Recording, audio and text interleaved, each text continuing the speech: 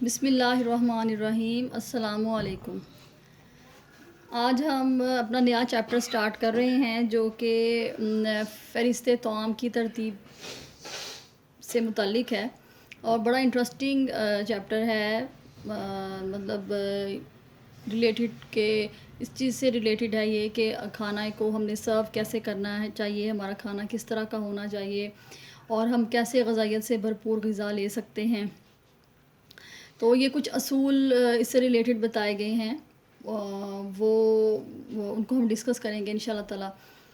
تو یہ چیپٹر جو ہے وہ آبجیکٹیو اور سبجیکٹیو دونوں پوائنٹ آف ویو سے بہت ہی امپورٹنٹ چیپٹر ہے، فہرست طعام کی ترتیب۔ پہلے ہم یہ دیکھتے ہیں کہ فہرست طعام کی ترتیب سے مراد کیا ہے۔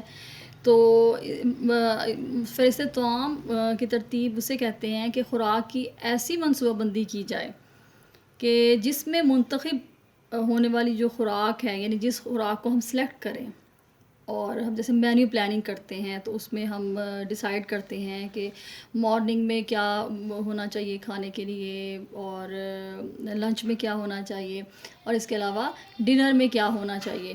تو فہرست طعام کی ترتیب ہے ہی یہ کہ ہم خوراک کی ایسی منصوبہ بندی کریں کہ جس میں منتخب ہونے والی خوراک جو ہے وہ خوش ذائقہ ہو اور خوش رنگ ہو۔ اس کے علاوہ وہ ہمارے جو اسٹمک ہے یعنی معدہ ہے اس کے لیے طمانینت بخش ہو، یعنی سیٹسفائی کرے۔ ایسے نہیں کہ ہم نے خوراک کھا لی پیٹ بھر گیا، مگر یہ کہ ہم خود بھی مطمئن نہیں ہوئے اور ہمارا جو اسٹمک ہے وہ بھی سیٹسفائی نہیں ہوا۔ تو اسٹمک کے لیے بھی طمانینت بخش ہو اور مناسب نشو و نما کے لیے بھرپور غذائیت فراہم کرنے کی ضامن ہو۔ یہ پوائنٹس مد نظر رکھ کے ہمیں خوراک کی منصوبہ بندی کرنی چاہیے۔ کیا کیا چیزیں کہ خوراک خوش ذائقہ ہونی چاہیے جو ہم منتخب کر رہے ہیں، خوش رنگ بھی ہونی چاہیے، اور آپ کے معدے کو بھی وہ سیٹسفائی کرے، آپ کو فلنس کا بھی احساس ہو اس کو کھا کے، اور مناسب نشو و نما کے لیے وہ ہمیں غذائیت بھی فراہم کرے۔ ظاہرہ غذا کھانے کا ایک مقصد یہ بھی ہوتا ہے کہ مین مقصد جو ہے وہ یہ ہوتا ہے کہ ہماری نشو و نما ہو سکے، جسم کی نشو و نما پراپر ہو سکے، تو وہ نشو و نما کے لیے ہمیں پراپر غذائیت بھی فراہم کرے۔ اچھا، اب یہ تھی خوراک کی منصوبہ بندی یعنی فہرست طعام کی ترتیب، اس کی ڈیفینیشن ہے۔ یہ شارٹ کویسچن ہوتا ہے کہ فہرست طعام کی ترتیب سے کیا مراد ہے، تو اس میں آپ نے ان 3 پوائنٹس کو ضرور لکھنا ہے کہ خوراک منتخب ہونے والی خوراک خوش ذائقہ اور خوش رنگ ہونی چاہیے، معدے کے لیے طمانینت بخش ہو، اور جو نشو و نما ہے مناسب نشو و نما اس کے لیے ہمیں بھرپور غذائیت وہ فراہم کرے۔ اب آگے کچھ اصول ہیں جو ہم خوراک کی جب منصوبہ بندی کرتے ہیں تو ہمیں ان اصولوں کو مد نظر رکھنا چاہیے، ورنہ جو ہماری منصوبہ بندی ہے وہ اتنی فائدہ مند نہیں ہوگی، مطلب ہمیں اتنا اچھا اس کا ایفیکٹ نہیں ملے گا جتنا ہم ان پہ عمل کر سکتے ہیں۔ تو سب سے پہلے کیا ہے کہ خوراک مقدار میں کافی ہونی چاہیے، یعنی اب ٹیبل پہ آپ نے سرو کیا یا دسترخوان پہ کھانا سرو کیا، تو اب آپ نے گھر کے افراد کی تعداد کو مد نظر نہیں رکھا اور کھانا ناکافی ہوا، تو یہ بہت ضروری ہے کہ مقدار جو ہے کھانے کی وہ جیسے جو چیز پسند ہے گھر والوں کو اس کی مقدار تھوڑی بڑھا لی جائے، تو سارے آئٹم جو ہیں وہ دیکھ کے کی جائے کہ کس کھانے کی کتنی ڈیمانڈ ہے۔ تو خوراک جو ہے وہ مقدار میں پوری ہونی چاہیے تاکہ معدے کے لیے وہ طمانینت بخش ہو، یعنی شکم سیری کا احساس ہو، اور نہ ہی وہ اتنی زیادہ پکا لی جائے کہ وہ بچ جائے اور پھر آپ اس کو 2-3 دن تک کھا رہے ہیں، وہ بھی مناسب نہیں ہے۔ سیکنڈ اس کا پوائنٹ جو ہم اصول ڈسکس کر رہے ہیں، سیکنڈ کیا ہے کہ غذائیت سے بھرپور ہونی چاہیے۔ دیکھیں ہم نے جب ابھی سٹارٹ میں دیکھا کہ جب ہم نے منصوبہ بندی کرنی ہے تو یہ ضرور دیکھنا ہے کہ وہ غذائیت ہمیں فراہم ضرور کرے نشو و نما کے لیے، تو غذائیت سے بھرپور ہونی چاہیے۔ اور وہ کیسے ہو سکتی ہے کہ جب ہم نے جو فوڈ گروپس آپ کے سٹارٹ والے چیپٹرز میں ہم نے پڑھا کہ فوڈ گروپس ہیں، ان میں سے ہر فوڈ گروپ میں سے ہم ضرور کچھ نہ کچھ منتخب کریں تاکہ ہمیں متوازن غذا ملے۔ اب جو متوازن غذا ہوتی ہے وہی غذائیت سے بھرپور غذا ہوتی ہے، یعنی ہمیں وٹامنس بھی ملنے چاہیے، منرلز بھی، پروٹین، اور اس کے علاوہ کاربوہائیڈریٹ اور فیٹس کی کوانٹٹی کم ہونی چاہیے ہماری خوراک میں۔ آگے دن بھر کے لیے جو ہمیں درکار ہیں کیلوریز ان کو ہم پہلے دیکھ لیں. اچھا اس میں ایک چیز ذہن میں ہونی چاہیے، جیسے کچھ لوگ ہیں ان کا مارننگ ٹائم بہت ایکٹیو ہوتا ہے، یعنی وہ ناشتے کے بعد ان کو کافی ہیکٹک ورک کرنا پڑتا ہے فزیکلی یا مینٹلی. اچھا کچھ کے لیے دوپہر کا ٹائم بہت ہوتا ہے اور کچھ کے لیے شام کا ٹائم ہوتا ہے. تو ہم نے اس کے حساب سے دیکھنا ہے کہ ہمیں کس وقت میں کیلوریز زیادہ چاہیے ہوتی ہیں.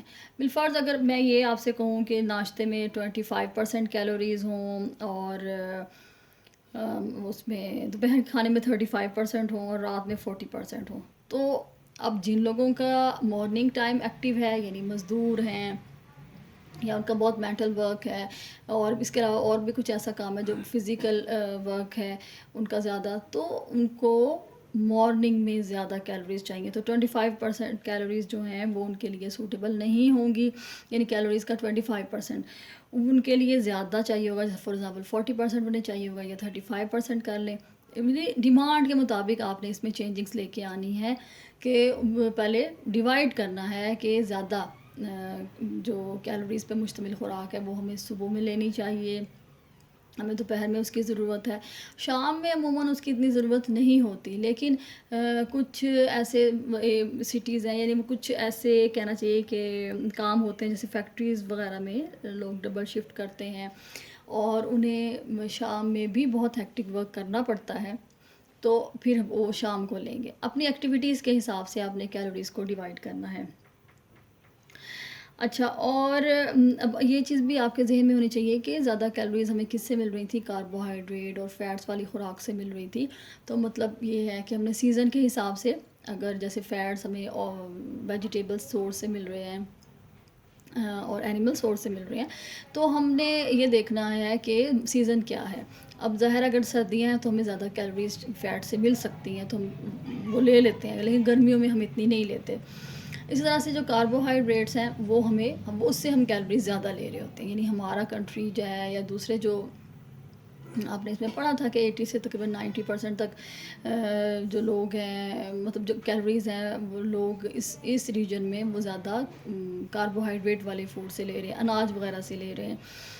تو پھر آپ نے یہ بھی دیکھنا ہے کہ ہمیں کون سی خوراک زیادہ لینی ہے. عموماً ہمارے ہاں گندم لی جاتی ہے تینوں ٹائم تقریباً، یا رائس لیے جاتے ہیں، تو وہ کیلوریز زیادہ وہاں سے ہم لیتے ہیں. اچھا اب یہ کہ پروٹین سے حاصل ہونے والی کیلوریز کتنی ہونی چاہیے، تو بچوں کے لیے تقریباً 15% وہاں سے لینی چاہیے اور جو بڑے ہیں ان کے لیے 10%. کاربوہائیڈریٹس کا جیسے میں بتا رہی ہوں کہ زیادہ ہمیں چاہیے ہوتی ہیں کیلوریز لینے کا، وہ ہمارا ایک رچ سورس ہے. تو وہ ہم تقریباً دن بھر میں 60% کاربوہائیڈریٹ سے کیلوریز لے رہے ہوتے ہیں. اور جو چکنائی سے لینے والی کیلوریز ہوتی ہیں وہ تقریباً بچوں کے لیے 35% ہوتی ہیں. یعنی اب یہ نہیں، اب آپ نے دیکھیں فیٹس کے کام دیکھے تھے. اب فیٹ کا کام صرف یہ نہیں کہ وہ موٹاپا پیدا کر رہا ہے، فیٹس کے اور بہت سے کام ہیں. آپ کی اسکن کے لیے اچھا ہے، اور لائننگ جو انر لائننگ ہوتی ہے جلد کی، وہ لیئرز جو ہیں ان کے لیے ان کو موائسٹ رکھنا، مختلف پورشنز کو موائسٹ رکھنا، اہم آرگنز کو ان کی لوبریکینٹ پرووائڈ کرنا. یعنی جیسے اب آپ کے گھٹنے ہیں اس میں لوبریکیشن ہوتی ہے، اگر نہ ہو، فیٹس نہ ہوں تو کیا ہوگا کہ پین کریں گے آپ کے گھٹنے. تو اس طرح سے ہم نے اس کے بہت سے فنکشنز پڑھے تھے. صرف ایک یہ نہیں ہے کہ موٹاپا یہ پیدا کر لیتا ہے، اس کا نقصان ہے، اس کے فوائد بھی ہیں. تو آپ نے اپنی نیڈ کے حساب سے مطلب اپنی ایکٹیویٹیز، اپنی ایج، اپنی ایکٹیویٹیز، ان کے حساب سے ہم نے دیکھنا ہے کہ ہمیں فیٹ سے کیسے کیلوریز کتنی لینی چاہیے. تو ایک عام جو ہے اس کا ریشو وہ ہے کہ بچوں کے لیے تقریباً 35% ہونی چاہیے اور بڑوں کے لیے 30 سے 40% ہو سکتی ہے. اس سے کم بھی ہو سکتی ہے، اگین میں آپ کو بتا رہی ہوں آپ کی ایکٹیویٹیز کے حساب سے. پھر ہمارا اگلا اس میں پوائنٹ ہے، اصول میں ہمارا اگلا جو اصول ہے وہ کیا ہے کہ بجٹ کے مطابق آپ کا کہ جو خوراک کا حصول ہے وہ بجٹ کے مطابق ہونا چاہیے.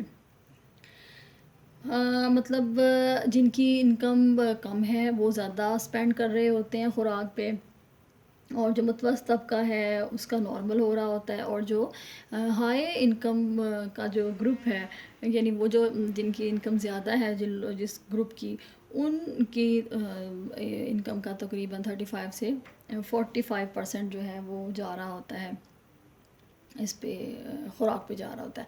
ہم نے بجٹ والا چیپٹر جو پڑھا تھا فرسٹ ایئر میں، اس میں آپ کو یہ چیز بتائی گئی تھی، رینجز ڈفرینٹ بتائی گئی تھی کہ انکم وائز جو ہے وہ رینجز کیا ہیں اور وہ لوگ خوراک پہ کتنا انویسٹ کر رہے ہیں اس طرح سے. اس پہ یہ دیکھیے نا، اب بالفرض اب جو زیادہ انکم والا گروپ ہے اس کی انکم تو ہوگی زیادہ. اب اگر ہم اس کی انکم کے حساب سے پرسنٹیج دیکھیں کہ ہمیں 80 سے 85 چاہیے یا 50 سے 60 چاہیے، تو وہ بہت زیادہ اماؤنٹ ہو جائے گی. ان کی انکم کے حساب سے 35 سے 45% یعنی سوٹیبل ہوتا ہے. ظاہر انکم جو بڑھ گئی، اب جو لو انکم والے ہیں ان کی ظاہر انکم کم ہے، تو وہ جب ہم ان کی انکم کے حساب سے پرسنٹیج دیکھیں گے تو 80 سے 85 جو ہے گی وہ اس حساب سے مناسب ہوگی. ظاہر ہے انکم وائز جو ہے وہ ریشو بڑھتی جا رہی ہے. جس کی جتنی کم انکم ہوگی اس حساب سے اس کی پرسنٹیج زیادہ ہوگی جو وہ اسپینڈ کر رہے ہیں خوراک پہ، اور جس کی انکم زیادہ ہوگی اس کی کم ہوگی، کیونکہ وہ آلموسٹ اتنی ہی پہنچ جائے گی، خوراک پہ پہنچ جائے گی کہ کتنا اسپینڈ ہو رہا ہے. یہ بات آپ کو کلیئر ہوئی؟ مطلب جن لوگوں کی انکم بالفرض جا رہی ہے بلیکس میں جا رہی ہے، تو وہ کیا ہوگا کہ وہ اگر اپنی اس انکم کا 35 سے 45% خوراک پہ خرچ کر رہے ہیں، تو اٹ مینس کہ وہ زیادہ ہی خرچ کر رہے ہیں، کم نہیں کر، کیونکہ آٹومیٹکلی ان کی انکم جو زیادہ ہے. اب جن کی انکم سمجھیں 10,000 ہے یا 15,000 ہے، اس کے حساب سے وہ 80 سے 85% خوراک پہ اگر کر رہے ہیں، تو ان کی انکم کے حساب سے وہ پرسنٹیج جو ہے وہ چاہے جتنی ہم نے بڑھا لیا، لیکن ظاہر ہے اس حساب سے کم ہم اسپینڈ کر رہے ہیں. تو اس میں جو کم انکم والا ہے گروپ، اس کے لیے تقریباً 80 سے 85% تک جو ہے رقم وہ بجٹ میں مختص کی جاتی ہے. ایک یہ ایسٹیمیٹ ہے، ویری کر رہا ہے مختلف خاندانوں میں، ظاہر جس حساب سے جس کی ڈیمانڈ ہے اس حساب سے وہ کرتا ہے، لیکن بجٹ بنانا ضروری ہوتا ہے. تاکہ اس کا فائدہ کیا ہے، سب سے پہلے اہم فائدہ کیا ہے کہ ہم اپنی رقم کو مد نظر رکھیں، اپنی انکم کو مد نظر رکھیں اور اس کے حساب سے خرچ کریں. یہ نہ ہو کہ ہمارا خرچ بڑھ جائے اور انکم ہماری کم ہو. اور ایک اور بھی اس کا مقصد اہم یہ بھی ہوتا ہے کہ ہم تھوڑی سی سیونگ بھی کر لیں ان ایکسپیکٹڈ حالات کے لیے. اب جو مڈل انکم والا گروپ ہے اس کی 50 سے 60% تک ہے، اور جو ہائی انکم والا گروپ ہے اس کی 35 سے 45% تک جو رقم ہے وہ خوراک کی مد میں جا رہی ہوتی ہے. اور اس میں ڈیپینڈ کرتا ہے کہ دودھ پہ کتنی جا رہی ہے رقم اور سبزیوں اور پھلوں پر کتنی ہے. تو یہ ان سب پہ ہمیں پلان کرنا چاہیے کہ ہم سب پہ رقم خرچ کریں.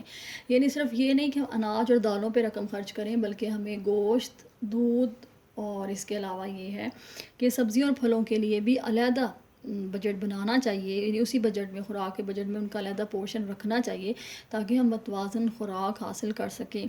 جیسے کچھ فیملیز میں ٹرینڈ ہوتا ہے کہ انہوں نے صرف دالیں ہی کھانی ہیں، کچھ میں ہے کہ انہوں نے صرف سبزیاں ہی لینی ہیں، اور کچھ کا گزارا میٹ کے بغیر ہوتا ہی نہیں ہے. یہ مناسب نہیں ہے.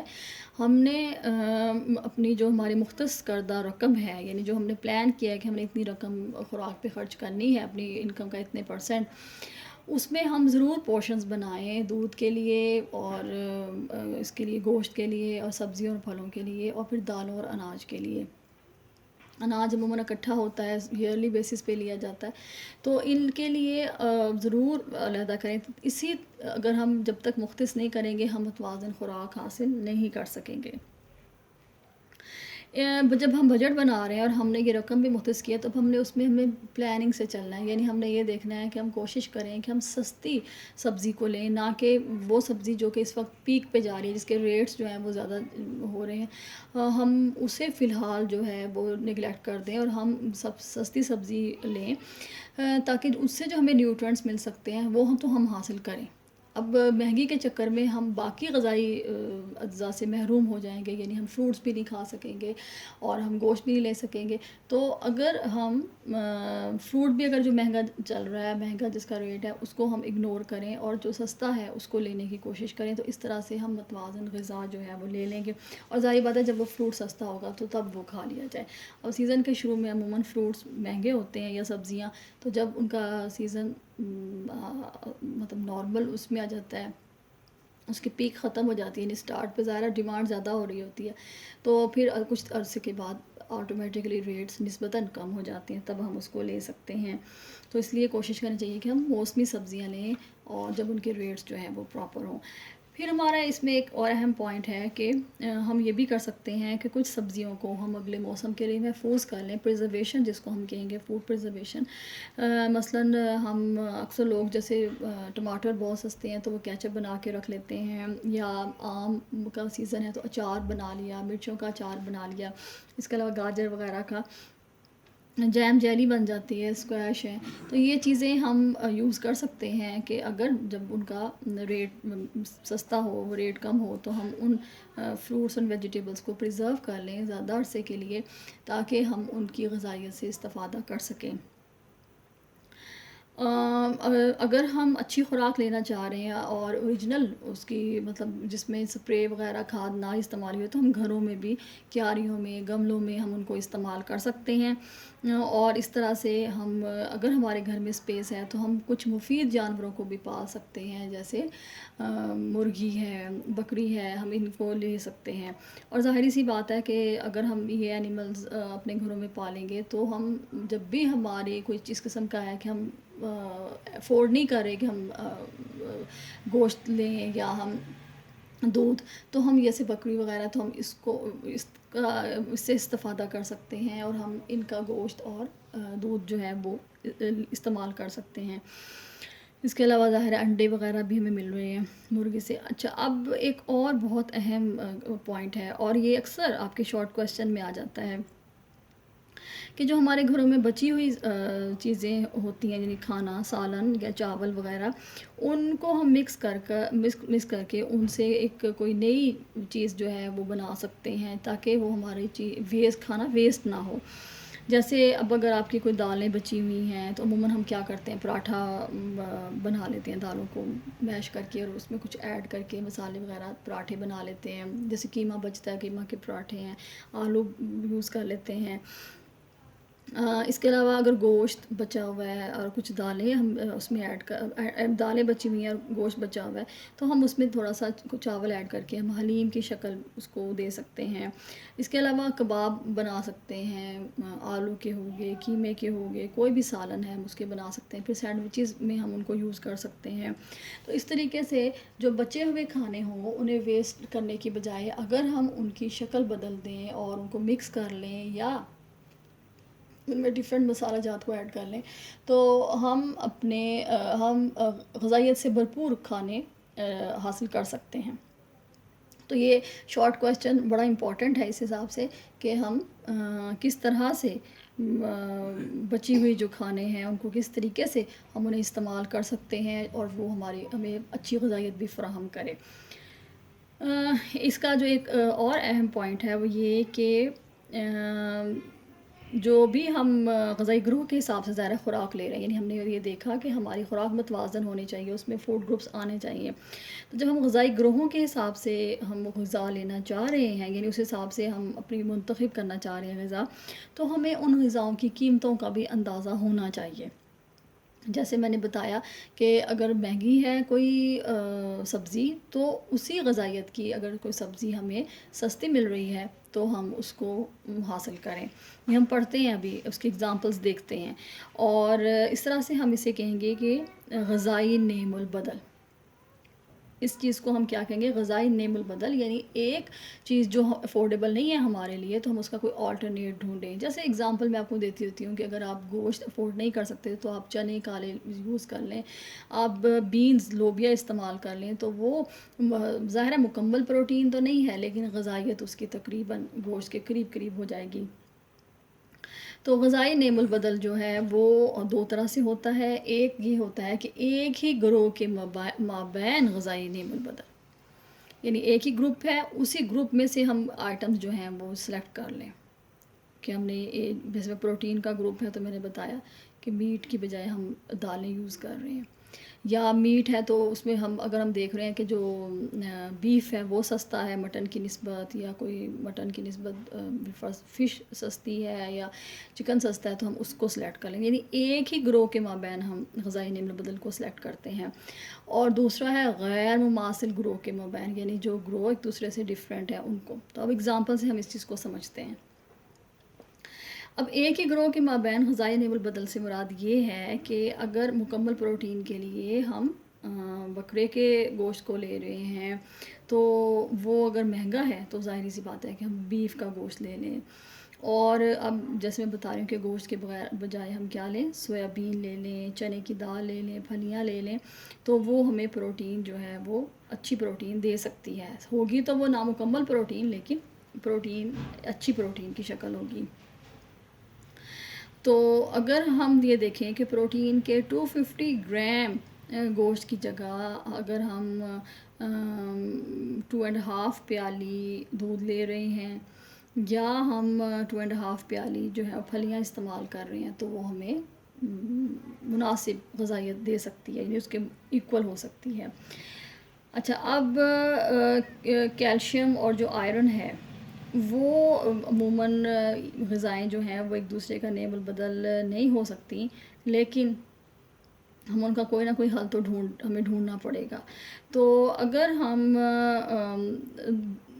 مطلب اگر ہم دودھ کی زیادہ مقدار ہمیں اویلیبل نہیں ہے، دودھ مہنگا ہے، تو ہم دہی یوز کر سکتے ہیں اس کی جگہ، یعنی میں نے آپ کو پہلے بھی یہ بات بتائی ہے کہ جو کیلشیم دودھ میں پایا جاتا ہے وہ کسی اور میں نہیں پایا جاتا، اس کا تو کوئی نعم البدل نہیں ہو سکتا، لیکن اس کا مطلب یہ نہیں ہوتا کہ ہم بالکل اس غذا کو جو ہم نہیں افورڈ کرے اس کو ہم کٹ کر دیں، ہم اس کی شکل تھوڑی سی تبدیل کر کے استعمال کر سکتے ہیں، جیسے دہی کی فارم میں، لسی کی فارم میں۔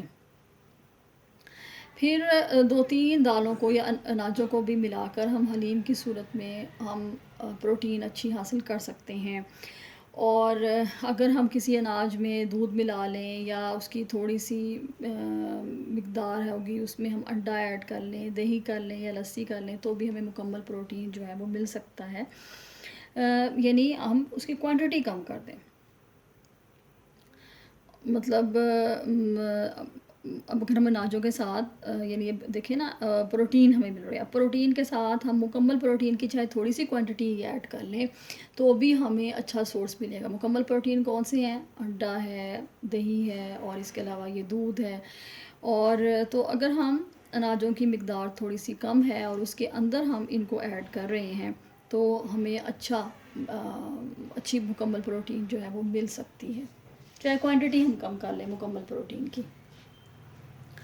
پھر سبزیوں اور پھلوں میں اگر ہم کینو، مالٹے اور گریپ فروٹ نہیں لے سکتے تو ہم اس کی جگہ ٹماٹر کا استعمال کر لیں۔ پھر آپ کو پتہ ہے امرود میں بھی وٹامن سی ہے، آملہ میں بھی ہے، اور ہم اس کے علاوہ یہ ہے کہ مطلب ہمیں اچھا آلو بھی ایک سورس ہے وٹامن سی کا، اگرچہ کہ اس میں پانی کافی زیادہ ہے لیکن پھر بھی وہ ہمیں وٹامن سی پرووائڈ کرتا ہے۔ اس کے علاوہ میں نے بتایا تھا سبز مرچیں ہیں، دھنیا ہے۔ اچھا، فروٹس کی جہاں تک بات ہے تو ہم کہہ رہے تھے کہ ہم لیموں کا کسی طرح سے استعمال کر لیں تاکہ وٹامن سی کی کوانٹٹی میں ملتی رہے، وہ ہمارے لیے بہت ضروری ہے۔ کچھ یاد ہے اگر آپ کو کہ ہماری دانتوں کے لیے، مسوڑوں کے لیے وٹامن سی کتنا ضروری بتایا گیا تھا، تو اسکن کے لیے تو وٹامن سی کا استعمال خوراک میں ریزسٹنس کے لیے، متعدی امراض کے خلاف مدافعت پیدا کرنا، یعنی وہ مرض جو ایک سے دوسرے کو پھیلتا ہے اس کے لیے وٹامن سی بہت ضروری ہے۔ اچھا، اور اس کے علاوہ اگر کدو ہم افورڈ نہیں کر سکتے تو اس کی جگہ ٹینڈوں کا استعمال کر لیں، یا ٹینڈوں کی جگہ کدو کا استعمال کر لیں، وہ بھی بہت ہیلدی فوڈ ہے۔